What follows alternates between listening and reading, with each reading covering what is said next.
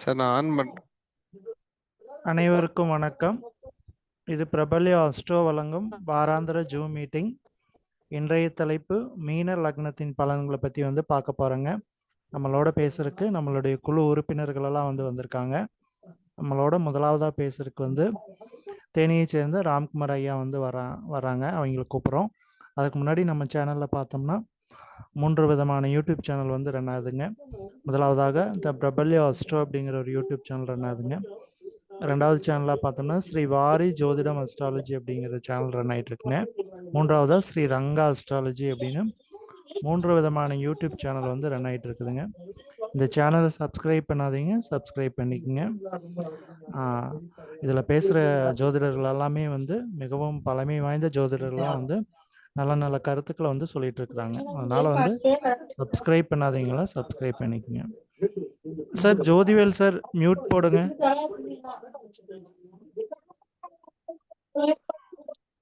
So நம்மளோட முதலாவதாக பேசுறதுக்கு தேனியை சேர்ந்த திரு ராம்குமார் ஐயா அவர்களை அன்புடன் அழைக்கிறோம். அதற்கு முன்னாடி கடவுள் வாழ்த்து. ஆத்தாலே எங்கள் அபிராம வள்ளியே, அண்டமெல்லாம் பூத்தாலே, மாதுளம்பூ நிறத்தாலே, புவியடங்க காத்தாலே, அங்குச பாசாங்குசமும் கரும்பும் வெள்ளும் சேர்த்தாலே, முக்கனியை தொழுவார்க்கு ஒரு தீங்கில்லையே. சார் வாங்க. வணக்கம் சார். வணக்கம் சார். வாய்ப்பு கொடுத்தமைக்கு மிக்க நன்றி. நமக்கு இங்கே இன்னைக்கு பார்க்க போகிற தலைப்பு பார்த்தோம்னா மீனை வீட்டின் பலன்கள்.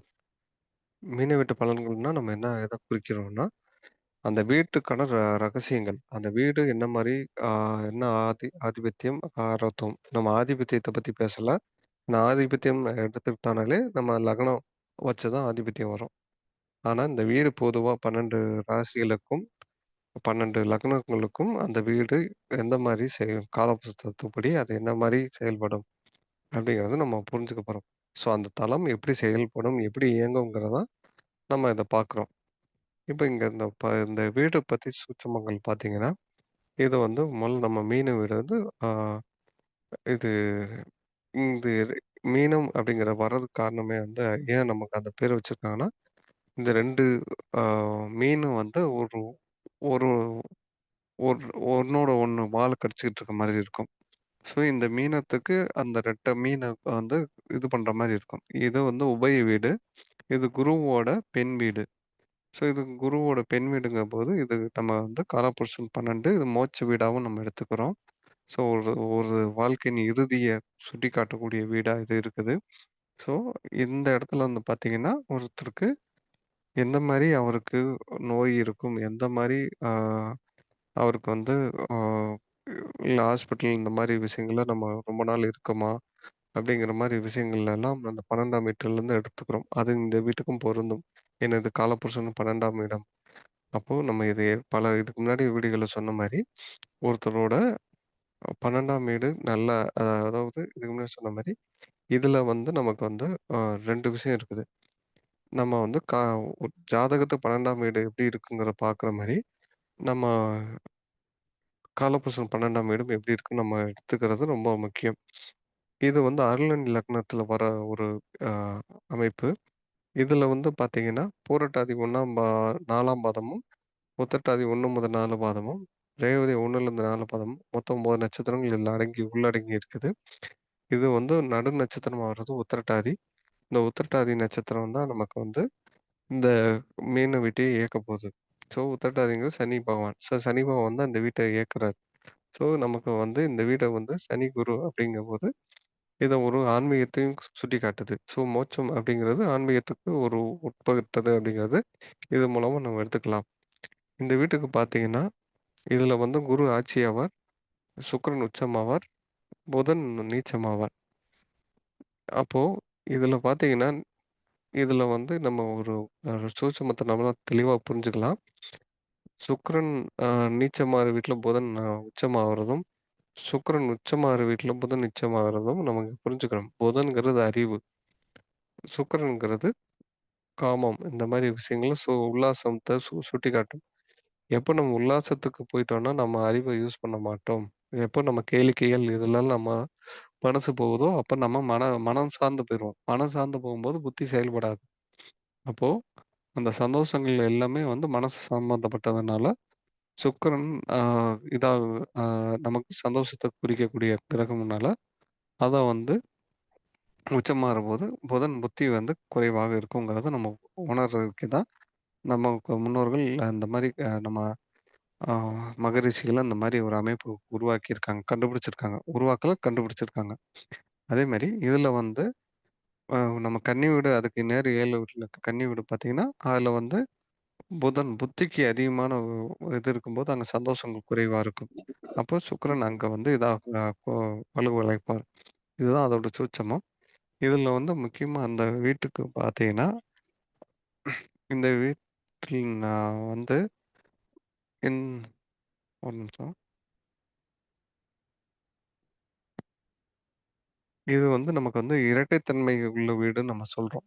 ஏன் அப்படி சொல்றோம்னா, இப்போ நம்ம வந்து இந்த உபய வீடுகள்லயே பார்த்தீங்கன்னா, மிதுனமும், மீனம் மட்டும் தான் இரட்டைத்தன்மைக்கு குறிக்கிற மாரி, இதுல 2 மீன் இருக்கும். மிதுனத்துல அந்த 2 ஜெமினி ல இருக்க 2 குழந்தைகள் மாரி அதுல 2 ரெட்டையர்கள் இருப்பாங்க. ஸோ இந்த இந்த வீடுகள் பார்த்தீங்கன்னா, எப்பயுமே வந்து அ டா எப்ப உபயம் வந்து நிலைத்தும், நீடித்தும் இருக்குங்கிறது நம்ம தெரிஞ்சாலும், இந்த இடங்கள் வந்து உபய வீட்ல வந்து நமக்கு வந்து அந்த வீடு தர பலன்கள் வந்து 1க்கும் மேற்பட்ட பலன்களை தரும் அப்படிங்கிறத நம்ம புரிஞ்சுக்கிறோம்.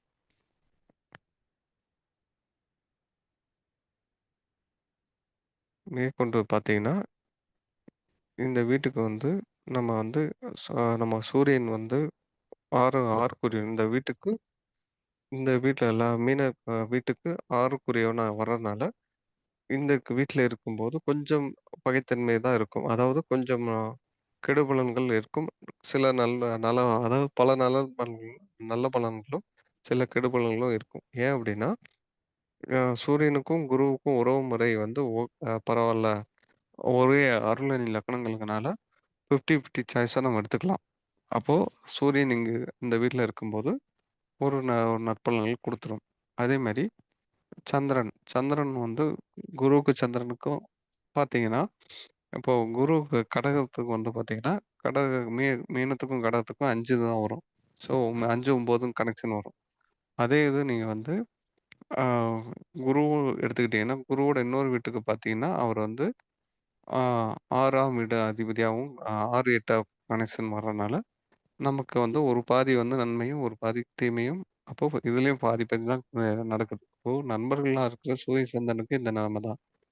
அதே மாரி நம்ம அ இதுக்கு வந்து ராஜயோகாதிபதியா, அதாவது இந்த வீட்டுக்கு 2, 9 கூடையவரா செவ்வாய் வரனால, செவ்வாய் இந்த வீட்ல இருக்கும்போது, ஒரு நல்ல ஒரு பலன்கள செய்யக்கூடும். அதே மாரி இந்த வீட்டுக்கு வந்து பார்த்தீங்கன்னா, ஆ குரு அ வந்து இருக்கும்போது உங்களுக்கு நல்ல கடமைப்பட்டவரா இருப்பாரு. இந்த வீட்ல நல்ல ஒரு வலுவாவும் இருக்கும். அப்படிங்கிற நம்ம எடுத்துக்கலாம். அடுத்து இதுக்கு அடுத்து பார்த்தீங்கன்னா, பொருளணியல் லக்னங்களா பொருளணிய ஆ காரங்களான சனி பகவான் வந்து இருக்கும்போது பார்த்தீங்கன்னா, அவர் வந்து இந்த வீட்டுக்கு வந்து 11, 12க்குரியவரா வருவார். ஸோ, அவர் வந்து இந்த வீட்டுக்கு 11, 12க்குரியவரா வர்றனால, இந்த இது வந்து ஒரு சமம் அப்படிங்கிற அளவுல தான் இருக்கும்.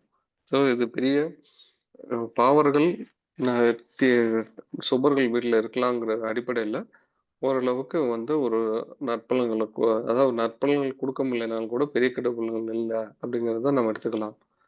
இதுக்கடுத்து புதன் இங்க வந்து நீச்சம் அடைஞ்சிருவாரு. அவர் வந்து இந்த வீட்டுக்கு 4, 7 கூடியவரா வருவாரு. இந்த வீட்டுகள்ல 4ஆம் வீட்டுக்கும், 7ஆம் வீட்டுக்கும் அதிபதி ஆவறனால எதிர்த்தன்மை உடையவங்க. அப்படிங்கும்போது, அவர் இப்போ ஒரு வகையில கேந்திராதிபதி தோஷத்தையும், பாதகாதிபதி தோஷத்தையும் ஒரு 2 பொறுப்பு எடுக்கறனால, அந்த வீட்ல புதன் இருக்கும்போது, கொஞ்சம் வலுவும் குறையும்போது, இந்த வீட்ல இருக்கும்போது, புதனோட காரகத்துவங்கள் கொஞ்சம் கிடைக்க விடாம பண்ணும் அப்படிங்கிறத நம்ம புரிஞ்சுக்கிறோம்.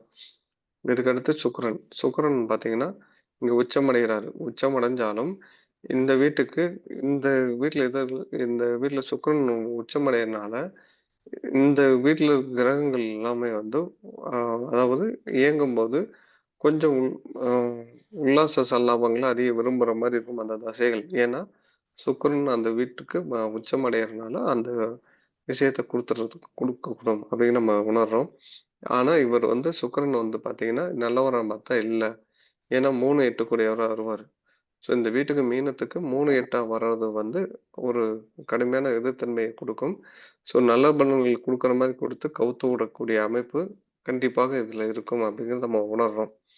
இது மட்டும் இல்லாம ராகு கேதுகள் பார்த்தீங்கன்னா, ராகு கேதுகள் வந்து அவங்க அ சுபரோட வீட்ல இருக்கும்போது, பெரிய தீமைகள் எதுவும் செய்யாது அப்படிங்கிற நம்ம எடுத்துக்கிட்டாலும், இது காலபுருஷன் 12ஆம் வீட்ல ராகு இருக்கும்போது, அதுக்கு ஏதாவது சுபர்கள் தொடர்பு இருக்கும்போது நல்ல பலன்கள குடுக்கும். இல்லைன்னா, உறக்கத்த கெடுக்கிறது, இல்ல நெடுந்தூரம் பயணத்த குடுக்குறது, அலைச்சல குடுக்குறது, இதெல்லாம் குடுத்துரும். இதே மாரி நமக்கு வந்து ஆ, கேது இருக்கும்போது பார்த்தீங்கன்னா, அவர் மோட்சத்த நம்ம சுட்டிக்காட்டுறோம். இது காலபுருஷனுக்கு 12ஆம் வீடு அப்படிங்கிறனால, கண்டிப்பா வந்து இது மோட்சம் அப்படிங்கிறத அங்கேயே நம்ம எடுத்துக்கலாம். ஏன்னா, குருவோட வீட்ல கேது இருக்கும்போது, ஆன்மீகம் கண்டிப்பா வரும். குருவும் ஆன்மீகம், கேது வந்து தெளிந்த ஞா ஞானம் குடுக்குறது.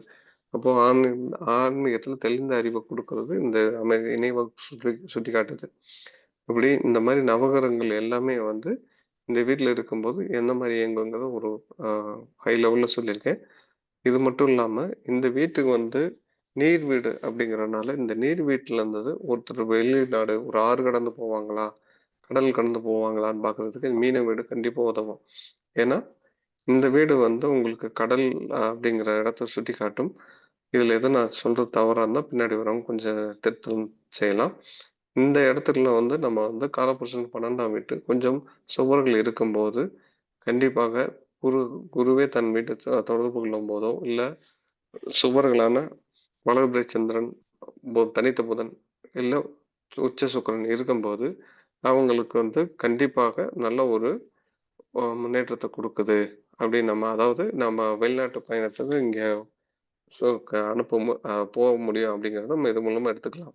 இத வந்து பல ஜாதகங்கள்ல நான் பார்த்ததுல, இந்த மீன வீடு கொஞ்சம் வெளிநாட்டுக்கு அனுப்புறதுக்கு உதவுது அப்படிங்கிறத நம்ம எடுத்துக்கலாம். இது மட்டும் இல்லாம, இந்த வீட்ல வந்து பார்த்தீங்கன்னா, சுக்கிரன் இருந்துட்டா, அவங்களுக்கு கண்டிப்பா வந்து சுகர் இருக்கும். அது முக்கியமா மொத்த சத்தும் சுகர் அதாவது யாருக்கெல்லாம் சுக்கிரன் வந்து மீனத்துல இருக்கோ, அவங்களுக்கு வந்து இது நம்ம காலபுருஷன் 12ஆம் வீடு நமக்கு வந்து கால் பகுதியை குறிக்கும். கால் பகுதிங்கிற போது நமக்கு வந்து கணுக்கால் கீழ இருக்கிறதெல்லாம் மீனம் தான். அப்போ அங்க சத்துக்கள் நல்ல சத்துக்கள் அதாவது நமக்கு ஒ வ உடம்புல இருக்க நல்ல சத்துக்கள் அங்க போகாம, மொத்த சுகரும் உடம்புக்கு பரவாம அந்த காலுக்கு மொத்தமா போய் சேரும். டெபாசிட் ஆகி கால்ல பிரச்சனையாகும். கால்ல பிரச்சனைகள் வரக்கூடிய அமைப்பு மீனத்துக்கு உண்டு அப்படின்னு நம்ம எடுத்துக்கலாம். ஸோ இத வந்து எந்த லக்னமா இருந்தாலும் மீனத்துல சுக்கிரன் இருந்தா இந்த ஒரு அமைப்பு இருக்கும். அத கொஞ்சம் எச்சரிக்கையா இருக்கணுங்கிறது நம்ம அத உணர்றோம். அத உன் இத முடிச்சுட்டு, இந்த வீட்டுக்கு வந்து மீனத்துக்கு சுக்கிரன் நாங்க 8ஆம் அதிபதியா வரனால, இந்த மீன லக்னமாக இருந்தால் அவங்களுக்கு ஆயுள் அதிகமாக இருக்கும்.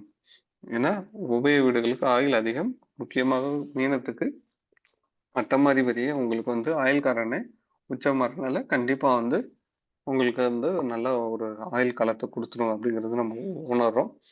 இந்த வீட்டுக்கும் வந்து சில கர்ம நட்சத்திரம்னு ஒண்ணு இருக்கு. உத்திரட்டாதி நட்சத்திரம் வந்து கர்ம நட்சத்திரமா பார்க்குறோம். அப்போ ஒரு கர்ம நட்சத்திரத்துல ஒரு கிரகம் இருந்து தசை நடத்துச்சுன்னா, கண்டிப்பா வந்து அவங்களுக்கு வந்து ஒரு துன்பங்கள் தீரா துன்பங்கள் இருக்கும்.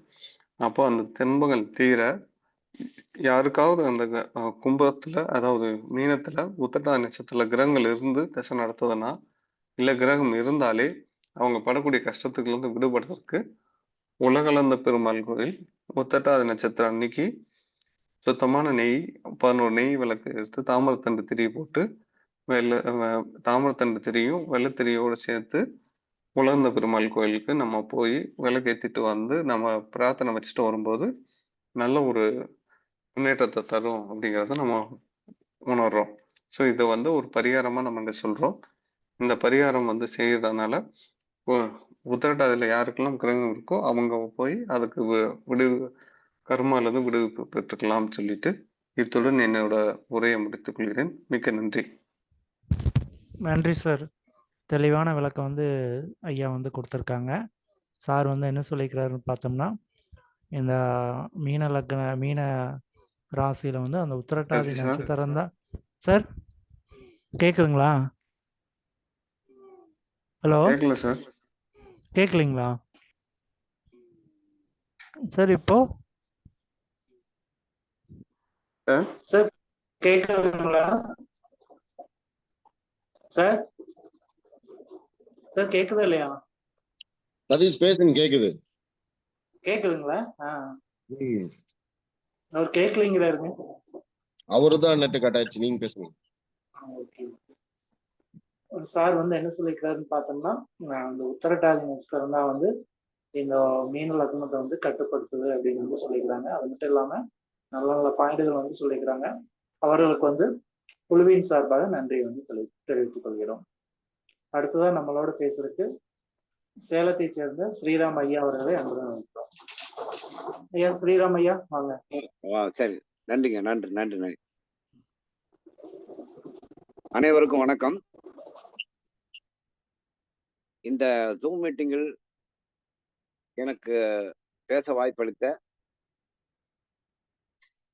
இந்த சேனல் நிர்வாகஸ்தர்களுக்கு எனக்கு எனது மனமார்ந்த நெஞ்சங்களிந்த கனிந்த வாழ்த்துக்களையும் நன்றிகளையும் தெரிவித்துக் கொள்கிறேன். நான் என்றென்றும் போற்றும் உச்சிஷ்ட மகா கணபதி, அன்னை வாராகி, பாலா திரிபுர சுந்தரி, எனது சித்த குருவாக விளங்கக்கூடிய பதஞ்சலி மற்றும் பாம்பாடி சித்தர் பாதம் பணிந்து எனது சிற்றுரையை துவங்குகிறேன். வணக்கம். இன்னைக்கு நமக்கு வழங்கப்பட்ட தலைப்பு பார்த்தீங்கன்னாக்கா மீன மனையின் தலைப்பு. அது லக்னம் எடுத்துக்கலாம், ராசி எடுத்துக்கலாம். இது பொதுவான ஒரு வளந்தானே தவிர்த்து இதில் வழங்கக்கூடிய விஷயங்கள் வந்து பொருத்தன்மை வாய்ந்தவர்களாக இருக்கும் என கருதி எனது சுற்றுரை. இந்த மீனம் வீடு எப்படின்னு பார்த்தீங்கன்னாக்கா காலபுருஷனுடைய 12வது வீடு, மோட்ச வீடு. டிகிரி வைஸ் பார்த்தீங்கன்னா கடைசி 330 360 வரைக்கும் தான், அதோட முடிஞ்சிச்சு. இது ஒரு நீர் வீடு, உபய வீடு. இது பார்த்தீங்கன்னாக்கா குரு இங்க ஆட்சி பெறுகிறார்.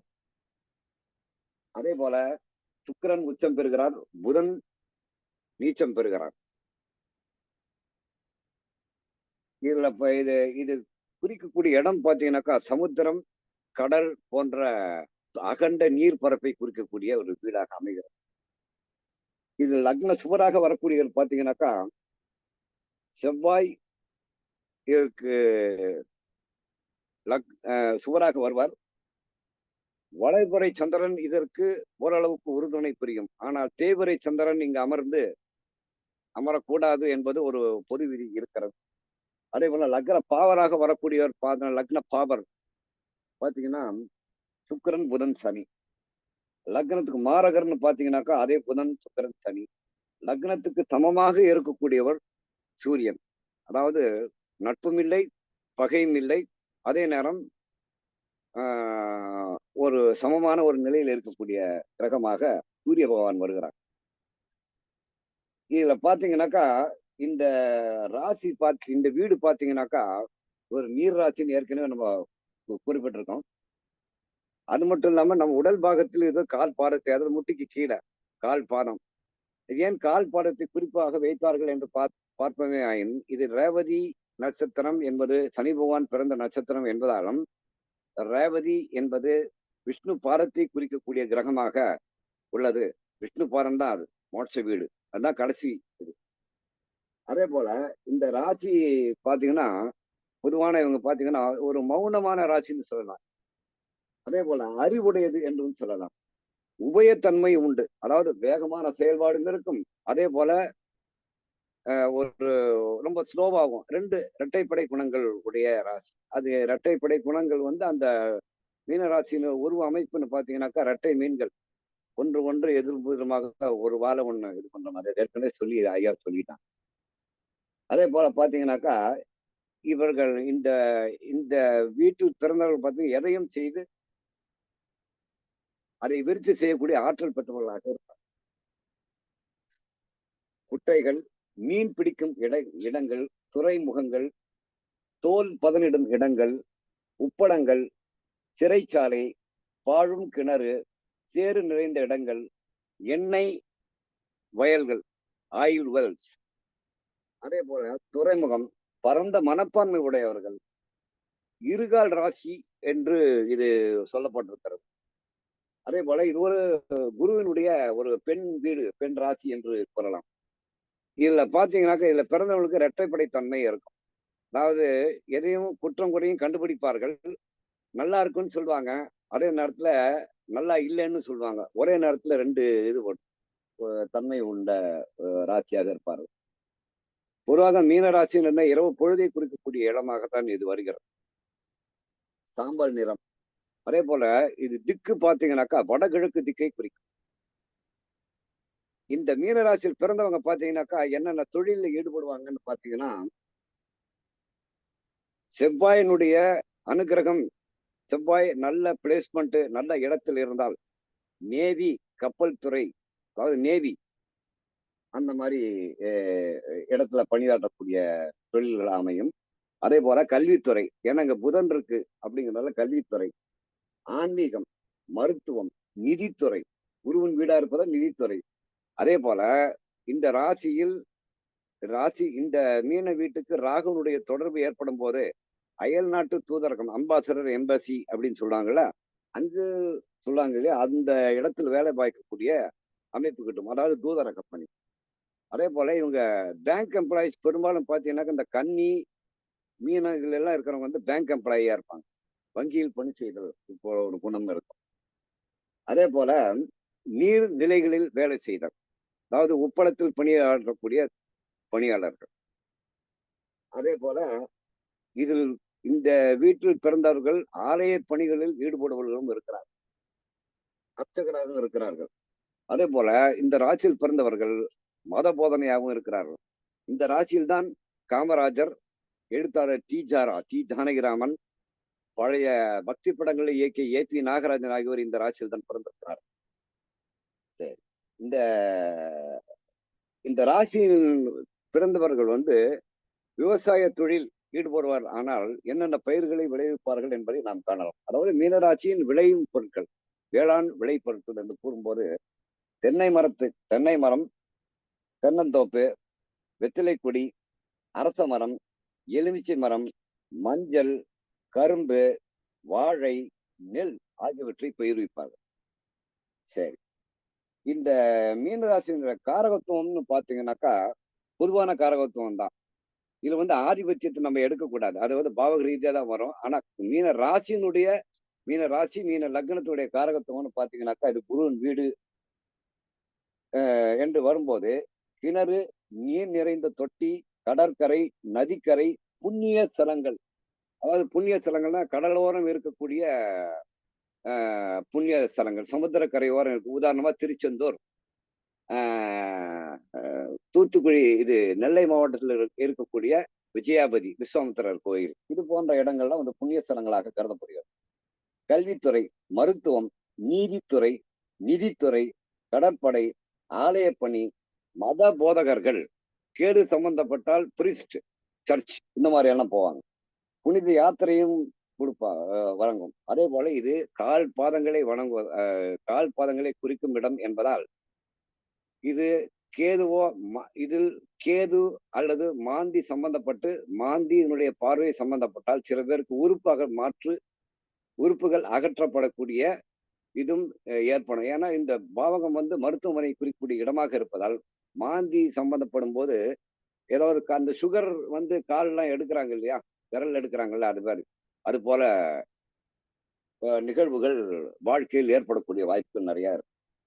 இதுல பாத்தீங்கன்னாக்கா செவ்வாயும் குருவும் யோகமா வருவாங்கன்னு சொல்லியிருக்கு. சரி, பகுதிகள்னு பாத்தீங்கன்னாக்கா உலக நாடுகள் ஏற்றுனா எகிப்து, எகிப்துல தான் இந்த மம்மின்னு சொல்லுவாங்க இல்லையா, அது மம்மி. அதே போல போர்ச்சுகல், நீர் சூழ் நாடான இலங்கை. இந்தியாவில் எடுத்து பார்த்தீங்கன்னாக்கா அது குறிப்பா தமிழ்நாட்டில் மதுரை மாவட்டம், கரூர் மாவட்டத்தின் தெற்கு பகுதி, திருச்சி மாவட்டத்தின் தெற்கு பகுதி, திண்டுக்கல் மாவட்டத்தின் கிழக்கு பகுதி ஆகியவை குறிக்கும். அதே போல நம்ம இந்தியாவை சுற்றி இருக்கக்கூடிய எல்லைப்புற பாத்தீங்கன்னாக்கா காஷ்மீர், கைலாசம், அருணாச்சல பிரதேசம், ஆப்கானிஸ்தான், திபெத், சீனா, கத்தார், நேபாளம், சிக்கிம், பூட்டான், பிரம்மபுத்திரா சமவெளி, வடகிழக்கு இந்திய பகுதி ஆகிய இடங்களை இந்த மீன வீடு என்பதை குறிக்கும். அதே போல இந்த ராசியில் பிறந்தவங்களுடைய குணங்கள்னு பாத்தீங்கன்னாக்கா, தயாள குணம் உள்ளவர்கள். ஹைட்டு பாத்தீங்கன்னா சாதாரணமான ஹைட்டா இருப்பாங்க. பெரும்பாலும் இந்த ராசியில் பிறந்தவர்கள், இந்த வீட்டில் பிறந்தவர்கள் பாத்தீங்கன்னாக்கா நிறமாக இருப்பார்கள். அதாவது மாம்பழம் இல்லையா, அந்த மாதிரி இருக்கும். கண்கள் சிறிய கண்களாக இருக்கும். அதே போல உடல் வாகு என்பது செவ்வாய் நல்ல நிலையில் இருக்கும்போது நல்ல கட்டுமஸ்தான உடல் அப்படின்னு சொல்லுவாங்க. செவ்வாய் இருக்கும். அதே போல இவர்கள் இப்ப நடக்கும்போது பாத்தீங்கன்னா கை வீசி நடப்பாங்க, உடம்பு குலுங்கியே நடப்பாங்க. இது மாதிரியான குணங்கள் இவங்க கிட்ட இருக்கு அப்படின்னு சொல்றாங்க.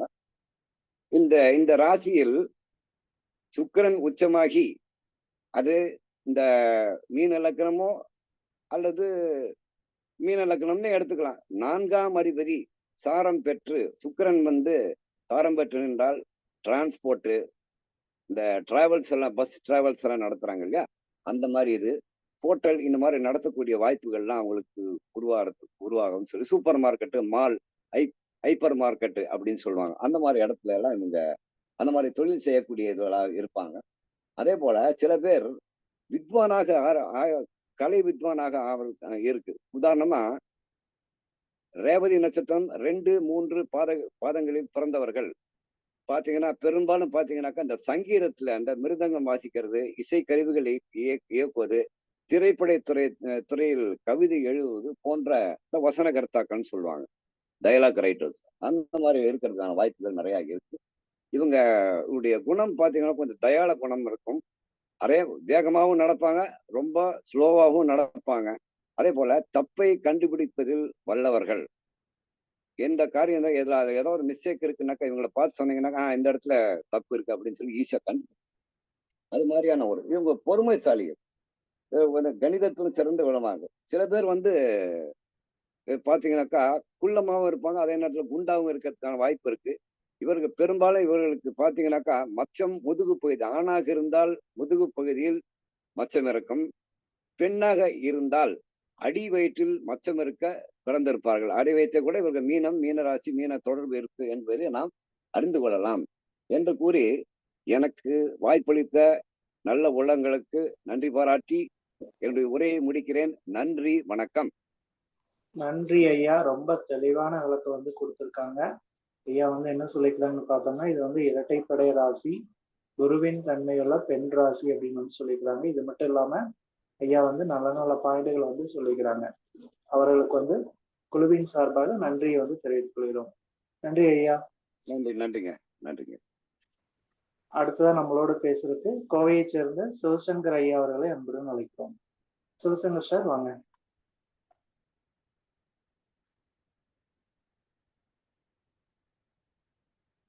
சிவசங்கர் சார் எல்லாரும் பேசிட்டாங்களா சதீஷ்? நான் பேச இல்ல, நீங்க பேசிடுங்க. ஓகே. ஜோதிட நண்பர்களுக்கும் இனிய மாலை வணக்கம். இன்றைய தலைப்பு மீன வீட்டின் பலன்கள். மீனம் வீடு பலன்களை பத்தி அடிப்படையா அதனோட காரகத்துவம், ஆதிபத்தியத்தை எல்லாம் சொல்லிட்டாங்க, அங்க என்னென்ன நடக்கும் அப்படின்னு. நம்ம அந்த வீட்டோட பொது பலன்கள் பார்க்கும்போது இது ஒரு நீர் வீடு. இது ஒரு மாதிரியான தெய்வீக தன்மையுடைய வீடு. இதுல என்னன்னு கேட்டீங்கன்னா, இந்த வீட்டுல ஆட்சி பெறுற குரு அவரோட சொந்த நட்சத்திரத்திலேயே இருப்பார்.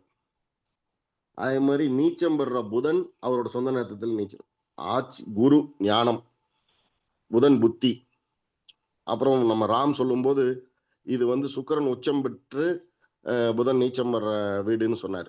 அப்ப புதன் அப்படின்னா நுண்ணிய அறிவு அல்லது அடிப்படையே இருக்க வேண்டிய ஒரு படித்து தெரிஞ்சுக்கக்கூடிய அறிவு.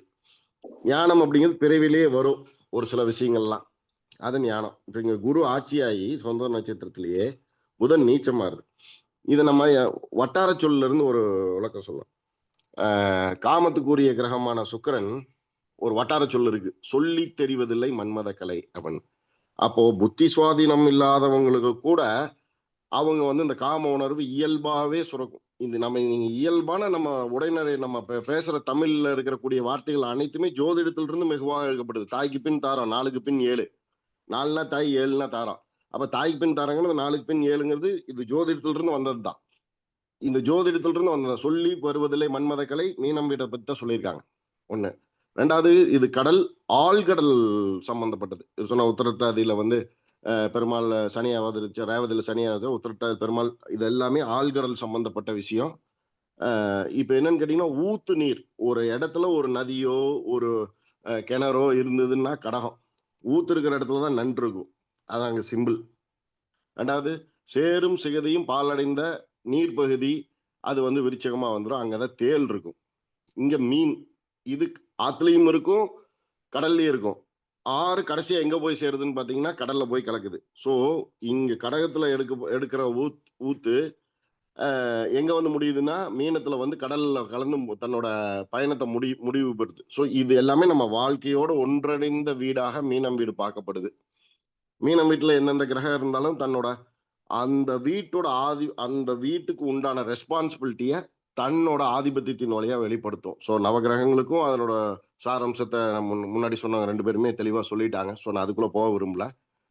இது வடக்குல இருக்கிற சூரியன் கிழக்கு நோக்கிய பயணத்தை உறுதி செஞ்சு அந்த டேர்னிங் பாயிண்ட் 331 இருந்து 360 வரையிலும் அந்த டேர்னிங் பாயிண்ட், அதுக்கு அடுத்து திருப்பி மேச வீட்டுக்குள்ள போகும்போது கிழக்குங்கிற முதல் புள்ளியே தொற்றுவார். இது கன்னியாகுமரியில போனீங்கன்னா அந்த பாறையில அந்த டைரக்ஷனை வரைஞ்சி வச்சிருப்பாங்க. கரெக்டா நீங்க வந்து பங்குனி மாதம் லாஸ்ட்ல போய் பாருங்க. இது வந்து எப்படி வரும்னு கேட்டீங்கன்னா, மார்ச் மிடில் இருந்து ஏப்ரல் மிடில் அந்த 14 தேதிக்குள்ள வரும்.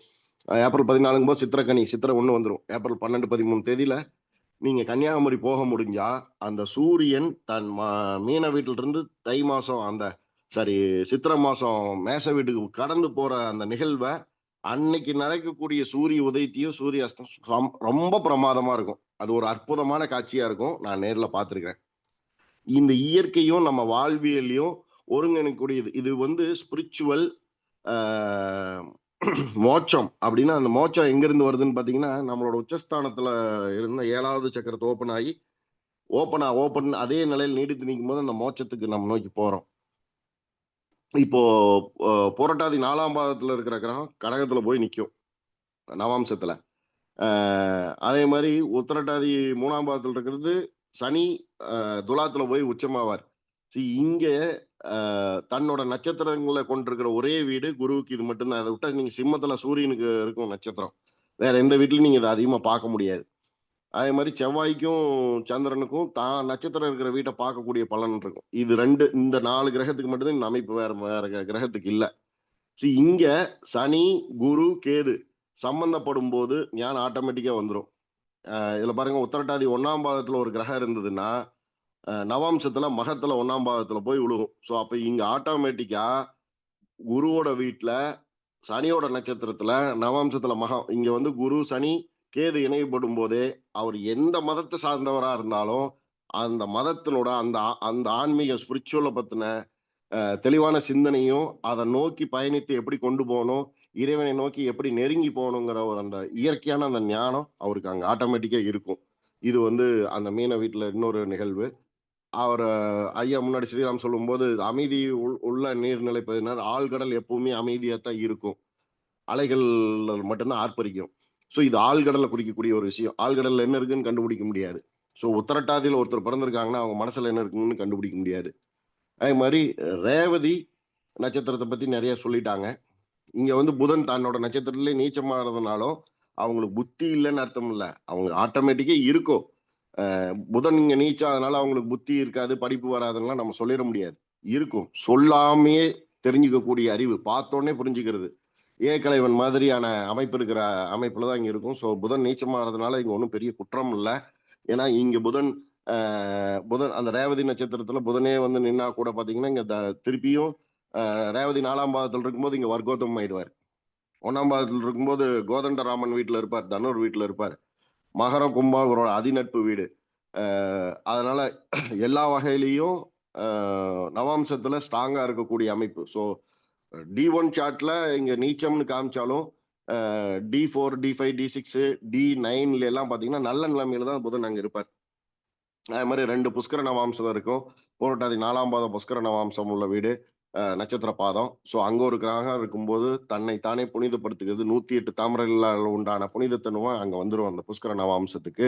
அதே மாதிரி நம்ம சனியோட உத்திரட்டாதி 3ஆம் பாதம் புஷ்கர நவாம்சம் வருது. இதுவும் ஒரு நல்ல இதுதான். அதே 3ஆம் பாதத்துல சனியே அங்க இருந்தாருனாலும் நீச்சத்தை நோக்கி அவரோகணத்தை நோக்கி போயிட்டு இருந்தா கூட பாருங்க புஷ்கர நவாம்சத்துல இருக்கும். நவாம்சத்துல போய் பாத்தீங்கன்னா துலாத்துல இருக்கும், உச்சமா இருக்கும். சோ அங்க சுக்கிரன் நின்னாருன்னா நவாம்சத்துல துலாத்துல நிப்பாரு. அங்க சூரியன் இருக்கும்போதுதான் பார்க்கும்போது உச்சத்தை நோக்கி போற மாதிரி இருக்கும். ஆனா நீங்க நவாம்சத்துல போய் பாத்தீங்கன்னா நீச்சத்துல இருக்கும். சோ ஒரு கிரகம் அதனோட நட்சத்திர சாரத்தின் அடிப்படையில டிராவல் பண்ணாலும் கூட அதனோட காரகத்துவமும் ஆதிபத்தியமும் பிளஸ் ஆர் மைனஸ் கலந்துதான் இருக்கும். நம்ம அந்த D1 சார்ட்டை மட்டும் வச்சு ஒரு கிரகம் அப்படி இருக்குன்னு சொல்லிட முடியாது. ஆனா அந்த வீட்டோட தன்மை ஆழ்கடல் சம்பந்தப்பட்டது, ஆன்மீகம் சம்பந்தப்பட்டது.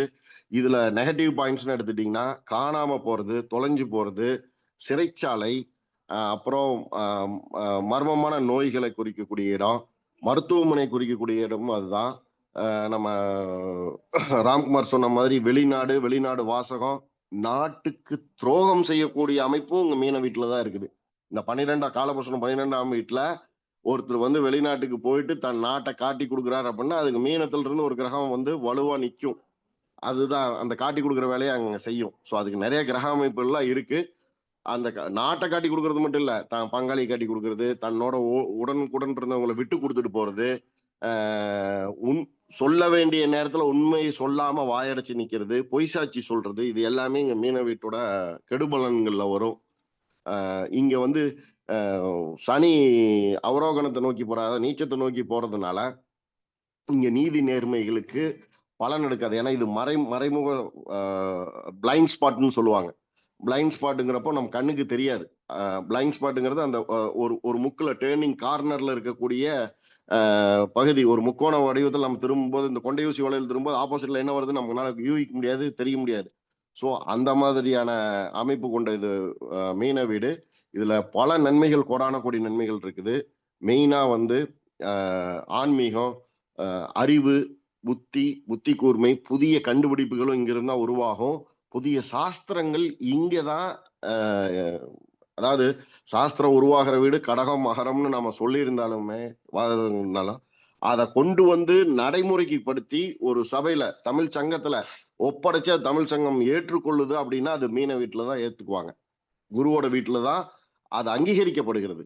ஸோ ஒரு அங்கீகாரமும் 12ஆம் இடத்துல இருந்தா வெளியில வருது. இது ஓகே, இது வந்து யூஸ்ஃபுல்லான ஒரு ஐட்டம், இது எல்லாரும் யூஸ் பண்ணலாம்னு சொல்லி ஒரு குழு ஒரு நிறுவனம் ஒரு விஷயத்தை அங்கீகரிக்குதுன்னா அது மீனம் வீடோட ரெஸ்பான்சிபிலிட்டியில தான் வரும். அதனோட ஆதிபத்தியத்தின் கீழே தான் வரும். அறிவியல் சார்ந்த விஷயத்துல பாத்தீங்கன்னா மெக்னீசியம் அதிகமா நிறைந்த கடல் பகுதி குறிக்கக்கூடிய இடம். இப்போ திருச்செந்தூரை வந்து நம்ம குரு வீடுன்னு சொல்றோம்னா திருச்செந்தூர் கடற்கரையில இருக்கிற மெக்னீசியம் ரொம்ப ஜாஸ்தி. இப்ப அங்க நம்ம வந்து உங்களுக்கு வந்து குருதசை குரு புத்தி நடக்குதுங்க, நீங்க வந்து திருச்செந்தூர் போயிட்டு வாங்க, இல்ல குரு வந்து உங்களுக்கு நீச்சமா இருக்கு திருச்செந்தூர் போயிட்டு வாங்க அப்படின்னு நம்ம திருச்செந்தூரை நம்ம சொல்றோம் அப்படின்னா ஒருத்தர் அங்க போய் 20 நிமிடத்துக்கு மிக இல்லாமல் மினிமம் ஒரு 2 hours அது இருக்கணும். ஆனா 20 நிமிஷத்துக்கு கம்மி இல்லாம கடல் தண்ணீர்ல தன்னோட உடல்ல நனைச்சிக்கிட்டு அந்த தண்ணியிலே இருக்கும்போது பாத்தீங்கன்னா தன் உடம்புல இருக்கிற சின்ன சின்ன தோரங்கள் வழியா அந்த கடல் தண்ணியில் இருக்கிற மெக்னீசியம் அவங்களுக்குள்ள போய் உடல்ல மிகப்பெரிய ரசாயன மாற்றத்தை ஏற்படுத்துது. ஸோ அங்க திருச்செந்தூர் போயிட்டு வந்தவங்களுக்கு மனமாற்றம், தொழில் மாற்றம், தொழில் முன்னேற்றம், பல விஷயங்கள், புத்தி சுவாதீனத்தில் இருந்து தெளிஞ்சவங்க கூட அங்க இருந்து வராங்க. ஸோ இந்த மெக்னீசியம் நிறைந்த ஒரு கடல் பகுதியை சொல்லலாம். இதுல கெமிக்கல்லாம் சொல்லப்படுறது மெக்னீசியங்கிறதுனால இந்த பர்டிகுலரா இந்த இடத்துலதான் முருகனுக்கு வந்து செவ்வாயோட வீடை தான் நம்ம எல்லாரும் சொல்லிட்டு இருப்போம். ஆனா திருச்செந்தூர்ல வந்து குருவோட வீடா நம்ம சொல்லப்படுது. ஸோ அதனோட சூட்சமும் இதுதான். அந்த கடற்கரையை சார்ந்துதான் அந்த முருகனுக்கு அங்க வந்து அந்த அதே மாதிரி நிறைய பாடல் பெற்ற ஸ்தலம் திருச்செந்தூர்ல நிறைய இதிகாசங்கள் பாடல் பெற்ற ஸ்தலமா நிறைய திருச்செந்தூர்ல வந்து நம்ம முன்ன புலவர்கள்லாம் அங்க வந்து பாடல் அரங்கேற்றம் பண்ணியிருக்காங்க. ஸோ இது ஒரு அற்புதமான மீன வீடு. குரு இங்கிருந்து தன்னோட 5ஆம் கடகத்தையும் கன்னியையும் விருச்சிகத்தையும் பார்ப்பாரு. ஸோ இங்கிருந்து அவர் குரு பார்க்கறதுனால காலபுருஷனோட 4ஆம் வீடு 5ஓட கனெக்ட் ஆயிருது, 6ஆம் வீடு 7ஓட கனெக்ட் ஆயிருது, 8ஆம் வீடு 9ஓட கனெக்ட் ஆகுது. ஸோ இந்த இந்த கனெக்டிவிட்டிக்கு ஒரு மிகப்பெரிய சூட்சம் இருக்கு. அதை பத்தி பேசினாவே ஒரு 1 hour பேசலாம். இந்த அடிமை ஜீவனம் அப்படிங்கிறது கிடைச்சதுக்கு அப்புறம் தான் கல்யாணங்கிற இன்னைக்கு நிறைய பேர் பசங்க சொல்றதுக்கு காரணம், ஒரு நல்ல வேலையாய் கிடைச்சி செட்டில் ஆனதுக்கு அப்புறம் கல்யாணம் பண்ணிக்கிறோம் அப்படின்னு இன்னைக்கு பசங்க பிள்ளைங்க 2 பேருமே இதை சொல்ல ஆரம்பிச்சிட்டாங்க. ஸோ இந்த இடத்துல பாத்தீங்கன்னா கண்ணில குரு இருக்கும்போதோ அல்லது கண்ணியே குரு பார்க்கும்போதோ இந்த வார்த்தைக்கு மட்டுப்பட்டு போகும். அந்த நேரத்துல கன்வின்ஸ் பண்ணா அவங்களுக்கு மேரேஜ் ஈஸியா நடந்துருங்கிற மாதிரி நிறைய பரிகாரங்கள் சொல்லலாம் அதுக்கு குரு திருச்செந்தூரை வச்சு. அதே மாதிரி மருந்தில்லாத நோய்க்கு திருச்செந்தூர் வந்து மிகப்பெரிய அற்புதமான மாயாஜாலங்கள் கொண்ட ஊர். மருந்தே இல்லை சார், உங்களுக்கு ஒரு வியாதி, அதுக்கு மருந்தே இல்லை, ரெகுலரா அவங்க திருச்செந்தூர் போயிட்டு வர அவங்களோட நோய் எப்படி குணமாச்சுன்னே தெரியாது. மெடிக்கல் மிராக்கல் நிகழக்கூடிய இடமும் மீனம் வீடு தான். ஸோ மருத்துவமனைன்னு சொன்னோம், மருந்து இல்லாத மருத்துவமனையா மருந்து கிடைக்கக்கூடிய இடமும் திருச்செந்தூரா இருக்குது. ஸோ இதுல நிறைய காம்பினேஷன்ஸ் வருது. மொத்தத்துல ஒரு நல்ல ஒரு புனிதத்துவம் உள்ள வீடு. வாழ்த்துக்கள். Satish, over to you. நன்றி சார். ரொம்ப தெளிவான விளக்கம் வந்து சார் வந்து கொடுத்துருக்காங்க. சார் வந்து என்ன சொல்லிக்கிறாங்கன்னு பார்த்தோம்னா, இது வந்து நாணமுள்ள ராசி அப்படின்னு வந்து சொல்லியிருக்கிறாங்க. அதே மாதிரி வந்து மெக்னீசியம் நிறைந்த கடல் பகுதி திருச்செந்தூர் அது அப்படின்னு நல்ல நல்ல பாயிண்ட்டுகள் வந்து சொல்லியிருக்கிறாங்க. அவர்களுக்கு வந்து குழுவின் சார்பாக நன்றியை வந்து தெரிவித்துக் கொள்கிறோம். நன்றி சார். அடுத்ததாக நம்மளோட பேசுறதுக்கு ஈரோட்டை சேர்ந்த திரு அனுசம் நாகராஜன் ஐயா அவர்களை அன்புடன் அழைக்கிறோம். சார் வாங்க. நீங்க வேற யாராவது பேசணும் பேசிருங்க. இல்ல நீங்க பேசிருங்க சார், அவ்வளவுதான். இல்ல நீங்க பேசிருங்க. ஆத்தாளை எங்கள் அபிராமவல்லியை அண்டமெல்லாம் பூத்தாளை மாதுளம்பூர் நிறத்தாளை புவியடங்க காத்தாளை அங்குச பாசா குசமும் கரும்புவிலும் சேர்த்தாளை முக்கண்ணியை தொழுவார்க்கு ஒரு தீங்கில்லையே. அனைவருக்கும் வணக்கம். இந்த வார தலைப்பு வந்து மீனம், மீன ராசி. மீன ராசி என்பது காலபுருஷனுக்கு 12வது ராசி. இதுல வந்து பார்த்தோம்னாக்கா நம்ம குரு பகவான் உடைய நட்சத்திரம், சனி பகவானுடைய நட்சத்திரம், புதன் பகவானுடைய நட்சத்திரம். குரு சனி புதன் 3 பெரிய கிரகங்களுடைய நட்சத்திரங்கள் இங்கதான் இருக்குது. இது பாத்தீங்கன்னாக்கா ஒரு குபேர ராசின்னு சொல்லலாம். இந்த ராசியில பிறந்தவங்க பெரும்பாலும் வசதியான வாழ்க்கை வாழ்வாங்கன்னு சொல்லலாம். எப்பயுமே பாத்தீங்கன்னாக்கா காசு பணம் புழங்கிட்டே இருக்கும், சொத்து பத்து நிறையாவும் இருக்கும், சொத்து பத்து அதிகமா சேர்ந்துகிட்டே இருக்கும். அதே சமயத்துல இந்த ராசிக்காரங்க பெரும்பாலும் கடன்காரரா இருப்பாங்க அதிகமா. இந்த ராசியில பிறந்தவங்களுடைய பாருங்க பெரும்பாலும் பேங்க்ல வந்து லோன் வாங்கிட்டே இருப்பாங்க. வீட்டு பத்திரம், இடத்து பத்திரமெல்லாம் வந்து கையில் இருக்கவே இருக்காது. ஏதாவது ஒரு அடமானத்தில் வச்சு அந்த பணத்தை வச்சு மறுபடியும் ப்ராப்பர்ட்டி வாங்குறது. அதாவது லோன் வாங்கினாலும் ப்ராப்பர்ட்டி தான் வாங்குவாங்க, சொத்து சேர்த்துக்கிட்டே இருப்பாங்க. அந்த மாதிரியான ஒரு யோகமான ஜாதகம் கூட தான் ராசியும் கூட. அதே சமயத்துல ஒரு வாழ்க்கையில வந்து போராடித்தான் இவங்க ஜெயிப்பாங்க. போராட்டம் போராட்டம் போராட்டம். அதிகப்படியான இது பார்த்தீங்கன்னாக்கா எந்த தொழிலோ எந்த செயல்கள் எடுத்தாலும் எடுத்த உடனே உங்களுக்கு வெற்றி கிடைக்கவே கிடைக்காது. நிறைய தோல்விகளை சந்தித்த பிறகு ரொம்ப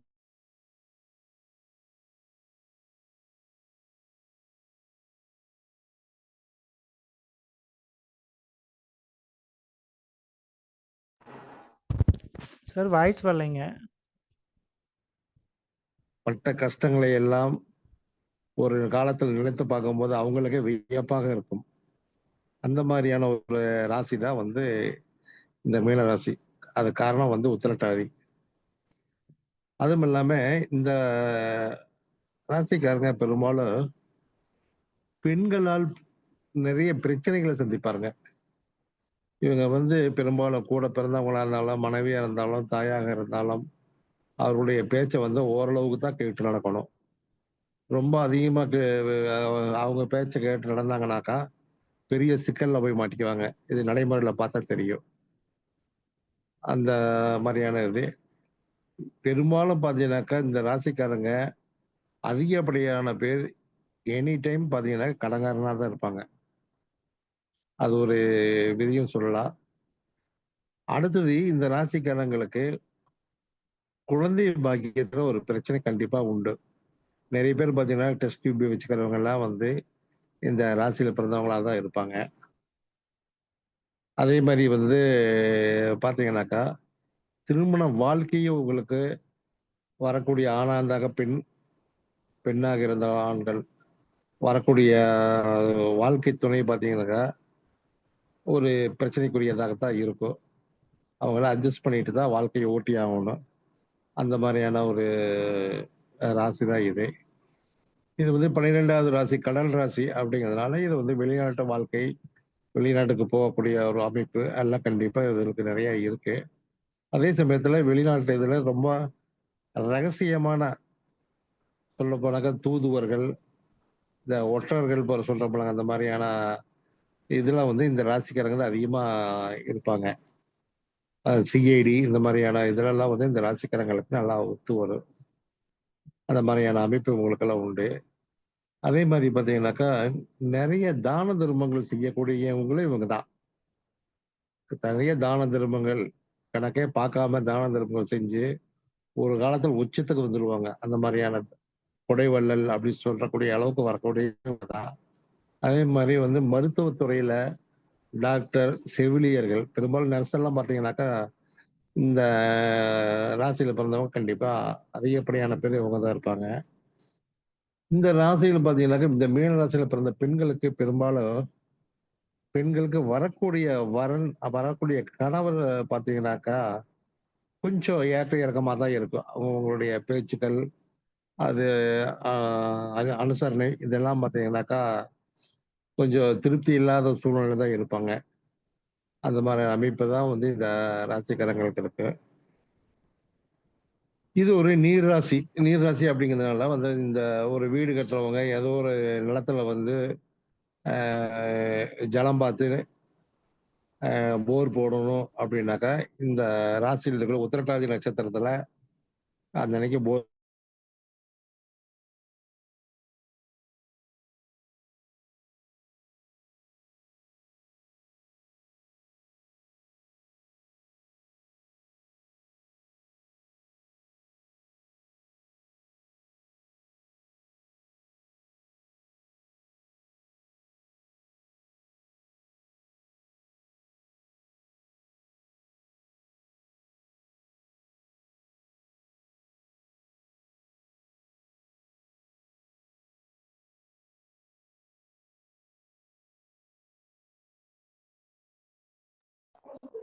சார் உங்க வாய்ஸ் கேட்கல. ஹலோ நாகராஜன் சார், உங்க வாய்ஸ் கேட்கல.